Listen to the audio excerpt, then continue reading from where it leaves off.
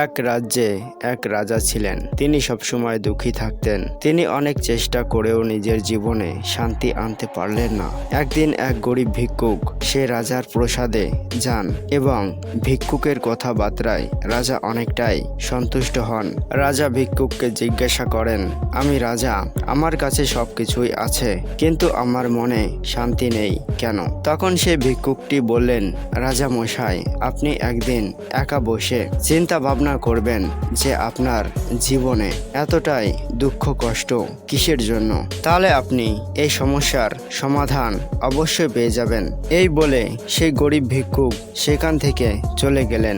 এরপর রাজা সেই গরিব ভিক্ষুকের কথা অনুযায়ী রাজা তার কক্ষে বসে ধ্যান করতে লাগলেন। তখন রাজার এক কর্মচারী রাজার কক্ষটি পরিষ্কার করতে গেলেন।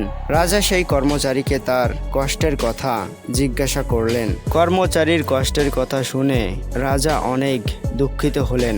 তারপর রাজার মহলে যত কর্মচারী আছেন, রাজা সেই সমস্ত কর্মচারীদের দুঃখের কথাগুলি জানতে শুরু করলেন। রাজা বুঝতে পারলেন যে তার কর্মচারীদের বেতন কম থাকার কারণে তারা জীবনে খুবই কষ্ট পাচ্ছেন। তাই রাজা সে সমস্ত কর্মচারীদের বেতন বাড়িয়ে দিলেন। বেতন বাড়ানোর জন্য সেই কর্মচারীরা রাজাকে ধন্যবাদ দিলেন এবং রাজার জয়ধ্বনি করতে লাগলো। কর্মচারীদের খুশি দেখে রাজার মন খুশিতে ভরে উঠল।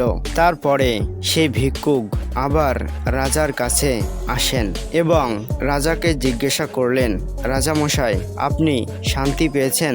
রাজা বললেন, পুরোপুরি ভাবে শান্তি তো পাইনি, কিন্তু যখন থেকে আমি মানুষের দুঃখ কষ্টের কারণ জানতে পেরেছি, তখন থেকে মনে অশান্তি ধীরে ধীরে কম হচ্ছে। তখন সেই গরিব ভিক্ষুক রাজাকে বললেন, রাজামশাই, আপনি শান্তির পথ পেয়ে গেছেন।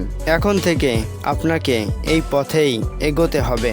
একজন রাজা তখনই শান্তিতে থাকেন যখন তার প্রজারাও খুশিতে থাকেন।